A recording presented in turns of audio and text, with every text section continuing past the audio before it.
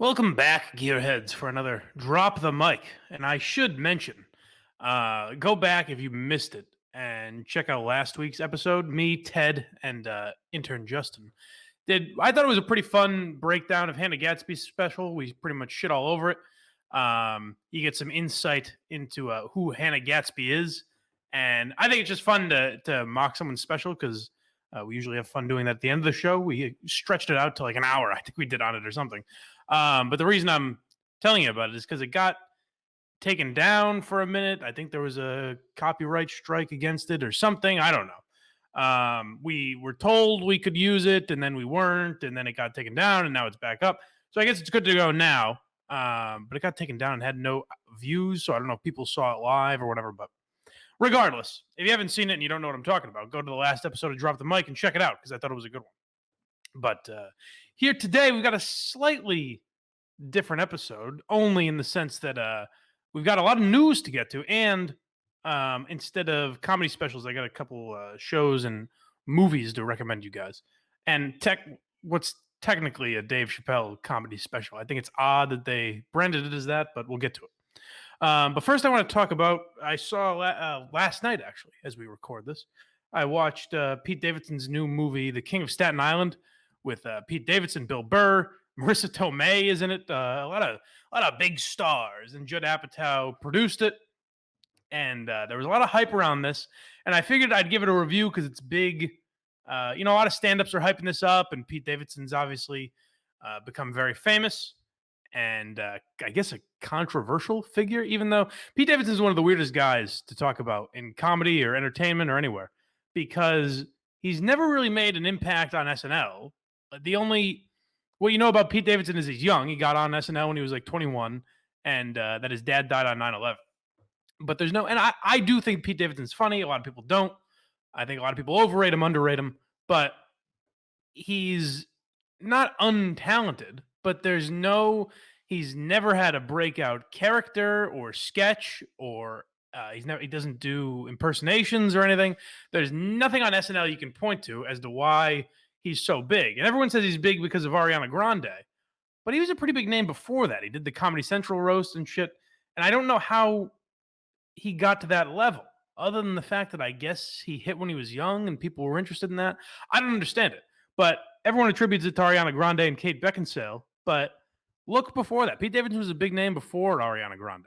So I don't understand it, but there's a lot of hype around this movie. And so I wanted to review it.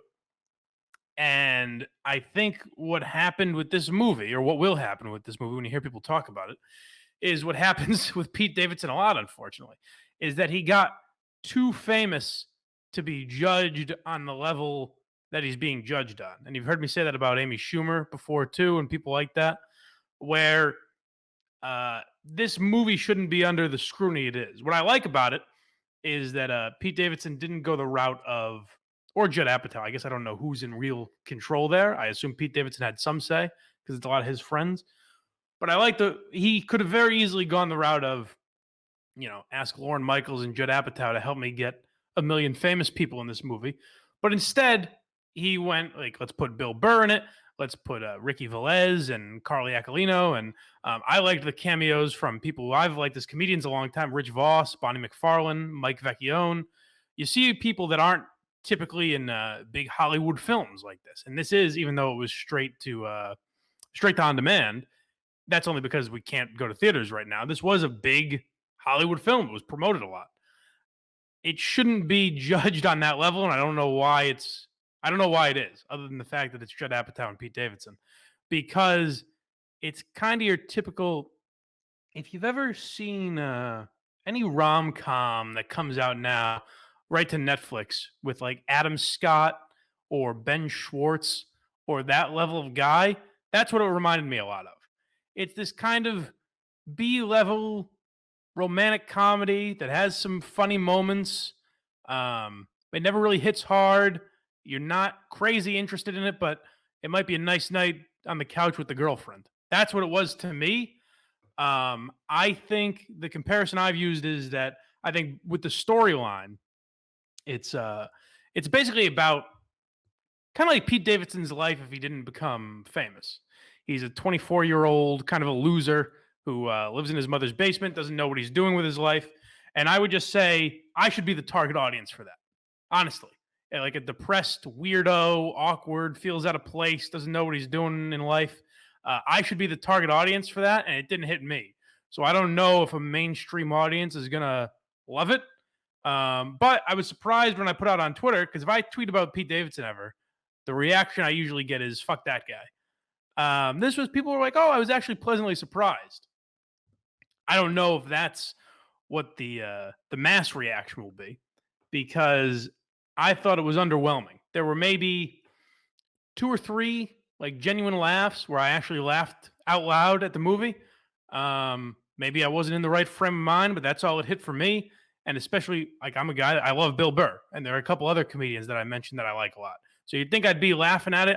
There was no crazy humor to it. It felt like kind of the whole movie felt like the second half of a Judd Apatow movie, where you're kind of like, are we getting to a point here? I like the plot that they had. I think they could have done something with that. But the comparison I would use, as I was about to say a minute ago, is that I think a guy like Bo Burnham would have done a much better job taking that kind of a topic on. Pete Davidson strikes me as a guy who's trying to write about this loser who doesn't know where he's going in life, but he can't relate to that because in his mind, that's what he would have been. But he got super famous at 21, 22 years old. So he can't really relate to that.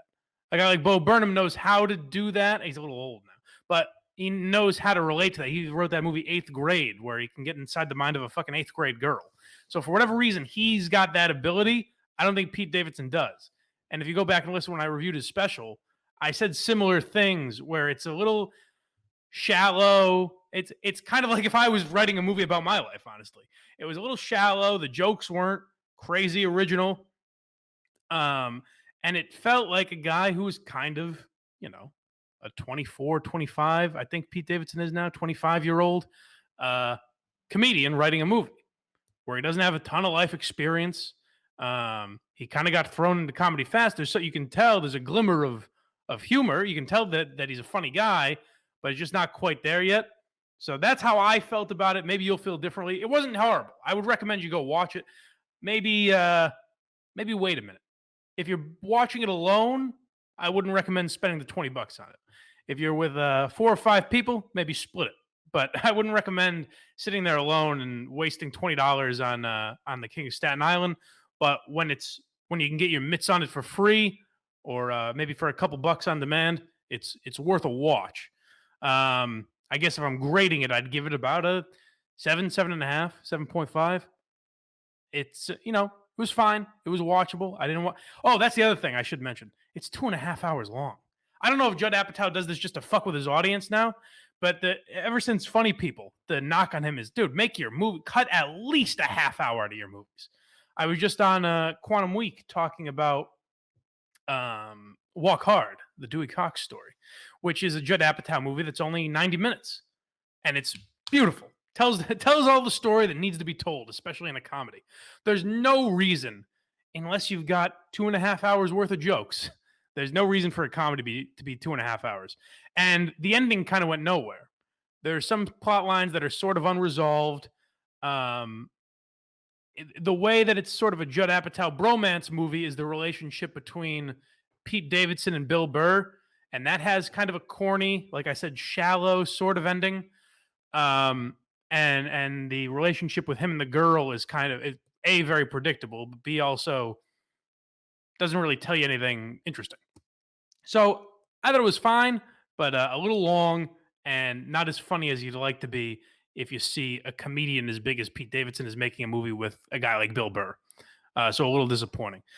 And the other thing I wanted to tell you guys about is a show I've been watching. Like I said, we're taking a wacky turn. Movies and shows. Mike, what are you doing? I wanted to honor the death of Must See.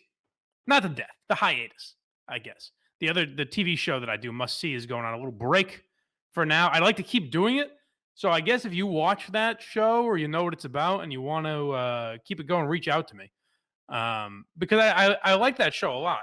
But it seems like the guys I was doing it with need a little break from the network. So we'll see how that goes. But in honor of the demise of Must See, I figured I'd do a little TV and movies for you. So I wanted to tell you about Marvelous Miss Maisel, which is a show that my guy Ned Snark recommended to me on the aforementioned Must See. And it's a show about, it's set in the late 1950s. And it's about a woman who's married to this guy who does stand up. And he's a hack, he's a ripoff. He just goes up and does, I think, like Bob Newhart's act. And she kind of loses respect for him a little bit. And then her life kind of falls apart. She finds out her husband's cheating on her, all this stuff, and she gets drunk and gets up on stage, and she's very good at just riffing and talking about her life and making it funny, and she ends up getting thrown into the world of stand-up. Some of that, even as I'm explaining it, it sounds a little too convenient. I think as you're watching it, you'll find it slightly more believable than I've made it out to be. But there are some things throughout where it's like Lenny Bruce helps her out in her career and stuff like that, where it's like, okay, this wouldn't happen. This is a little too convenient. Things are a little too convenient for old Miss Maisel at times, but it is a good show and it's interesting to watch if you really like stand up. So basically, if you're watching this show for any reason, I think you would enjoy at least the history of it. Like there's some nice, like I said, Lenny Bruce is kind of a recurring character. And there are some nice little Easter eggs throughout history that they show you that I like a lot and I'm pretty interested in. And also, Tony Shalhoub is great. If you're a Monk fan like myself, it's nice to see Tony Shalhoub and another. This is actually, I don't know how much this is really saying, but probably the best role I've seen Tony Shalhoub in. I think he's actually very funny in it. So, Marvelous Miss Maisel is on Amazon Prime, which I didn't know I had until I started watching this. So I think I'm going to start checking out some more Amazon Prime shows. I also learned that Jimmy O Yang, another recommendation from Ned Snark, he's got a special on Amazon Prime that I should check out. But Marvelous Miss Maisel, I'm giving a solid 8.0. And and if I'm going just on the first season, might give it higher than that. It kind of trails off as far as storyline. Kind of as it goes on, it gets slightly less interesting because you see where her career is going a little more. But season 1, I think, is great. And all throughout, I think it's pretty good. And the actress they have playing Miss Maisel is actually surprisingly good at being a stand-up. They kind of have an unfair advantage writing it in, 2018, 19. They're at an unfair advantage because they can use humor we can relate to in a 1950s setting, which isn't totally fair. It's almost it's like putting fucking LeBron James against Bob Cousy. Like if you're looking at that, you're like, well, this just isn't fair. It doesn't make any sense. So there's a little bit of that aspect too, where it's kind of unrealistic, but it's got a great message about women's empowerment. So that's what I really love about it. But no, Marvelous Miss Maisel is good. Check it out. And then the other thing I want to tell you guys about real quick is I guess they're calling this a comedy special, even though it's not. It's very strange what Netflix is doing. My first complaint about Netflix is that now they have a message when you log on to Netflix. I don't know if you guys have noticed this. There's it comes up something about like sending us to their Black Lives Matter section, and it's not just like regular Netflix where you can just scroll down if you're not interested. You have to click out of it, which is weird. Like, okay, it's a nice message, but it's weird that they're jamming it down our throats. It's like I just want to watch fucking, Cheers reruns or something. Don't give me a message. I'm bored. That's why I go to Netflix. But they put up this half-hour Dave Chappelle basically message about Black Lives Matter. He went and spoke at one of the protests. It was very interesting. We talked about it a little on KMS the other day, and Kirk kind of pointed out that, and he's right, that Dave Chappelle didn't say anything awe-inspiring, anything crazy unique. But the reason I liked it is that you're not hearing, and this is kind of a pattern with Dave Chappelle, especially the last couple of years. The reason Dave Chappelle, I think, has gotten so much respect is that he's saying that no other celebrity is going to say. He'll say things that a lot of people are saying, but there's no one at his level of fame that'll go out there and shit on Don Lemon for the way that he has handled the protests and everything and calling out celebrities. So I like just that Dave Chappelle is a guy who's that famous and has that message, regardless of how unique it is. But I thought it was pretty good. It was just funny to watch his joke about Candace Owens. He tells a stinky pussy joke about Candace Owens, and then makes a reference to Azalea Banks, and it's pretty funny. But it's the best part is listening to it in that setting and hear people like nervously, awkwardly react. So, I mean, give it a watch. If you like Chappelle, it's cool to just hear him talk for a half an hour. But it's strange that they put that as kind of a comedy special. I don't know if there's a. I'd like to know more about the inner workings to that. I don't know if there's some deal that they have where anything Dave Chappelle puts out, they have to have their hands on, because that's a strange thing to be on Netflix. You would think it would just be a Twitter clip and a long YouTube video or something. But go check it out. It's called 846. But it's strange they put that on Netflix. But I don't know. What do I know? Moving on to a little bit of news we have in the comedy world. I thought it was interesting. Before the show Friday, a couple people messaged me this Twitter video, and I'm not gonna have Justin play it because I don't know if we'd get taken off YouTube for that, but it's a video that I think if we played it, I would somehow get in trouble, get shit for it. So it's not even worth playing. But once I explain it, you'll know exactly what to Google. You'll be able to find it pretty easily. But every couple of years, so let me start over.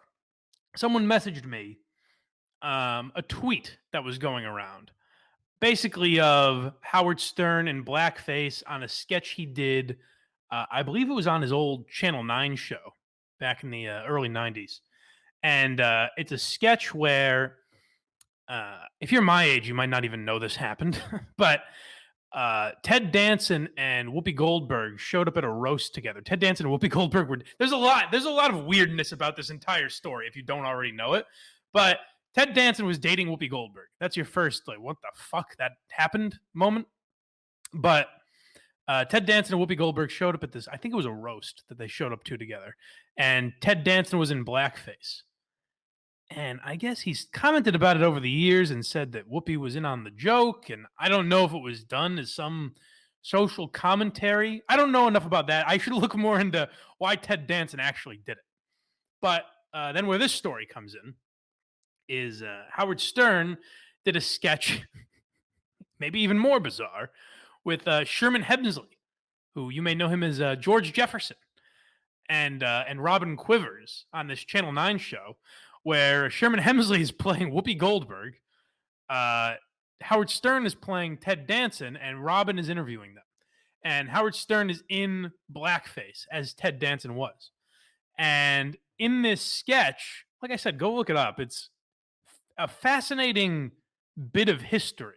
For many reasons, it's interesting to know that Howard Stern did this. It's interesting to know that this was on TV. There's a lot of layers to it, I think. But the sketch is that Robin is interviewing them about why would Ted Danson and Whoopi Goldberg show up at this event with Ted Danson in blackface. And Howard, as Ted Danson, says the N-word a bunch, and uses a lot of other racial stereotypes. Now, what he's doing, I think, again, I wasn't a huge Stern fan, but also B, I wasn't around then. So I'm kind of adding context that I'm assuming to it. But what I believe to be the case is that Howard Stern is kind of commenting on how ridiculous it is of Ted Danson to think this was appropriate.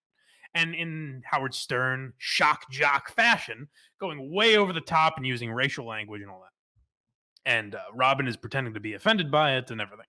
So call it what you want. If you say it's not funny, whatever, that's fine. I'm torn over this for a couple reasons, because if Howard Stern does end up getting shit for this, I will defend him. This comes up once every year or every couple years where people try to get Stern in trouble for this and it doesn't stick. In fact, I want to say the reason I didn't bring it up on Friday is because I want to say me, Kirk, and Steve, or it might have even been Cullinane. It was early on in the show where they tried to do this again. Articles were written about this piece of Howard Stern using. Oh, you know what? I know it. Howard Stern said he never used blackface when he was on The View, or he said he never used the N-word rather when he was on The View. And people pointed out that he was lying by tweeting out this video. It comes up every so often, and it never quite sticks to Stern. Maybe because he ignores it, maybe because everyone kind of knows on some level who Stern was as a shock jock and everything. Um, or maybe because Howard's just friends with the right people. I don't know what it is, but it seems like if a video like that was out there about almost any other comedian, like imagine if that was out there for, Conan O'Brien or Jimmy Fallon. We played a couple weeks ago on Must See, the tearful apology that Jimmy Fallon did. So imagine if this was the video where he's actually using racial language and it really doesn't hold up on any level. 30 years later. Um, so it's interesting that Stearns never even had to respond to it. He kind of just ignores it. So I'm torn in the sense that I would absolutely defend Stern for this. It was satire. It was shocking comedy. I don't know how much this matters, but Robin and Sherman Hemsley were involved in it and in on the joke. And I think the whole point of the joke is commenting on how ridiculous it is for Ted Danson to do that. So I have no problem with this on any level. However, it's just interesting to note what Howard Stern's response would be. And even just a couple weeks ago on the Howard Stern show, I believe when they were talking about Fallon, Robin points out that there are some things you can't do, and one of that is using blackface. And the hypocritical side of me, I'm totally admitting this is a complete hypocrite move by me, but that side of me wants Howard Stern to get in trouble for this, only because he has ignored it. I'm curious to see how he would respond to it. And now Howard Stern is a guy that would never defend comedians that are doing this. He'd wag their finger at them. So I really am torn on how I want this to be handled. But the way I see it is the guy who should be getting shit for it is Ted Danson. But the people that are exposing it want Howard Stern to get in trouble. And the people that are ignoring it would go after anyone else. So it's a complex story. I guess go watch the video and see how you react to it. I'll say this, it does not hold up in the sense that it's not just like you wouldn't get away with it now. It's that now you wouldn't even think to use a lot of the language that Howard is using because you would just instinctively know, well, this is going to get me completely fucked. Or I would even go as far as to say my generation wouldn't even think of this as funny.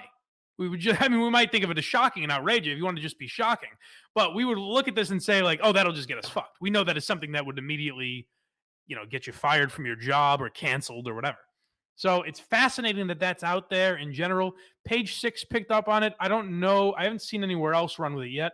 Maybe by the time we get to Monday's Kirk Minahan show, more people will be talking about it.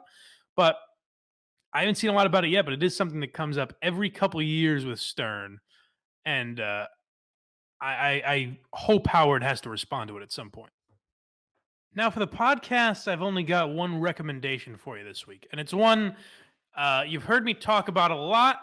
I have not given it an official review, so I'll kind of mix the two and just tell you about an episode that you should check out because you guys know I'm Legion of Skanks fans. I wear the hat all the time. I get made fun of for mentioning it too much. So it is the great podcast Legion of Skanks with Big J Okerson, Louis J Gomez, and Dave Smith. But the reason I'm specifically recommending this episode is because I think it would be interesting to some Minifans for a couple of reasons. It was classic Legion of Skanks. It's the best episode I've heard them do in a while. But they start by talking about this petition that's going around that a few comedians are talking about. It really hasn't caught on anywhere, but I find it interesting that it gives you an insight into how people are using all the protests going on and what's happening in the world to kind of leverage their own career and get their own name out there. They talk about this story. I believe the guy's name is Naruto Williams. I don't think he's known at all. I maybe in comedy, some people know him. He's certainly not a name. I don't know if he's even any higher than like open mic level in New York. But Naruto Williams is a guy who is, I guess, in honor of the Black Lives Matter movement, going around to comedy clubs and telling them who not to book when they come back, giving them a list of racist comedians. And a couple of the Legion of Skanks guys are mad that they're not on the list, basically. But it's interesting the list that this guy chose, because there's a couple names on there that make sense. If you're gonna do this, I guess it makes sense. There's a couple names that aren't on there that it doesn't make any sense how he missed them.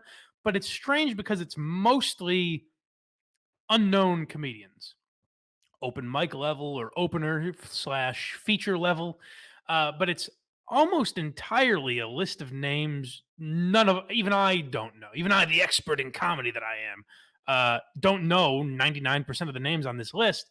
And the reason I find that fascinating is because it just gives you a little insight into how badly uh, we want to ruin each other's lives. Because you don't think about that aspect of these stories, but when you're just naming people and calling them racist, I don't know how many of these comedy clubs are going to take this guy seriously. But let's say it's one or two or 10.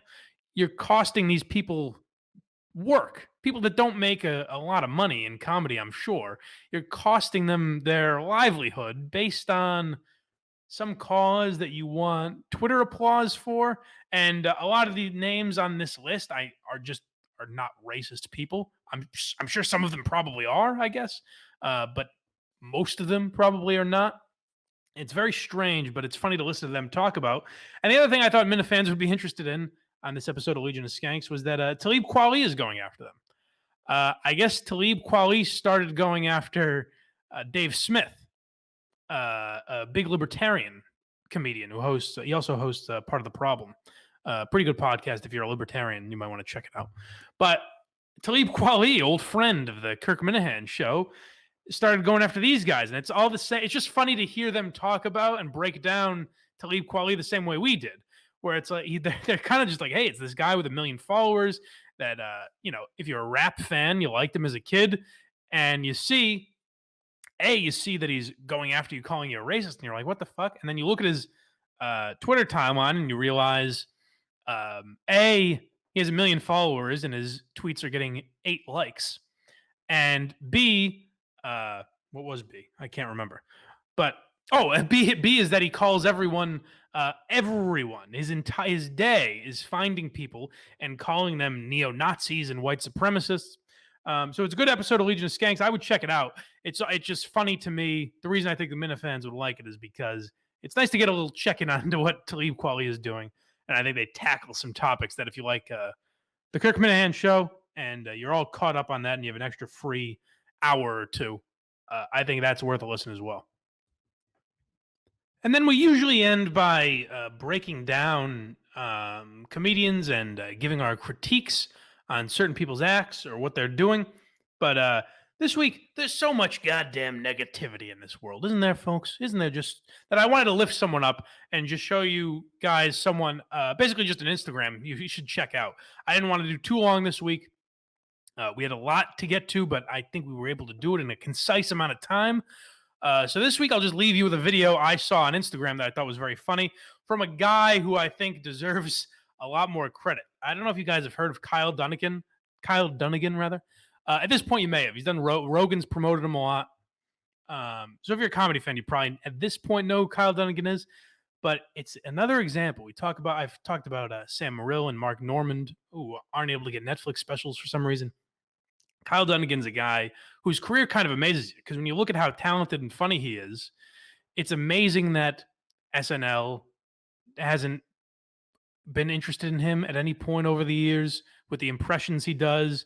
Netflix gives Eliza Schlesinger a sketch show and doesn't give one to Kyle Dunnigan. Doesn't make any sense to me.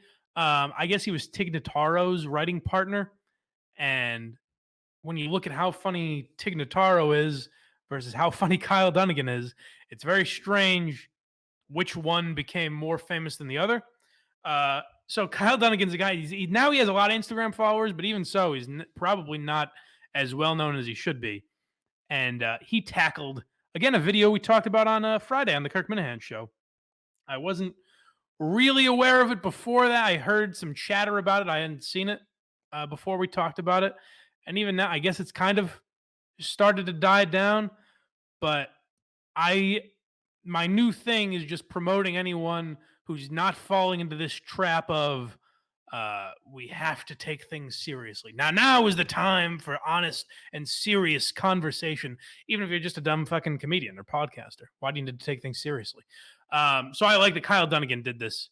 It's something that a lot of people probably think you can't mock, I guess, but Kyle Dunnigan did it in a very funny way, I thought. So we'll leave you with a video from Kyle Dunnigan's Instagram this week, and we'll talk to you next week on Drop the Mic.